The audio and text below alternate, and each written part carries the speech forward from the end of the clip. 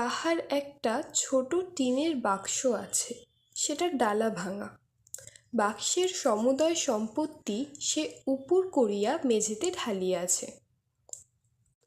একটা রং ওঠা কাঠের ঘোড়া 4 পয়সা দামের, একটা টোল খাওয়া টিনের ভেপু বাঁশি গোটাকতক কড়ি, এগুলি সে মায়ের অজ্ঞাতসারে লক্ষ্মী পূজার কড়ির চুপড়ি হইতে খুলিয়া লইয়াছিল। ও পাছে কেহ টের পায়, এই ভয়ে সর্বদা লুকাইয়া রাখে।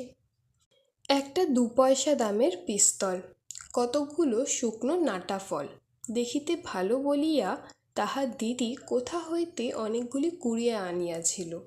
কিছু তাহাকে দিয়াছে, কিছু সে নিজের পুতুলের বাক্সে রাখিয়াছে।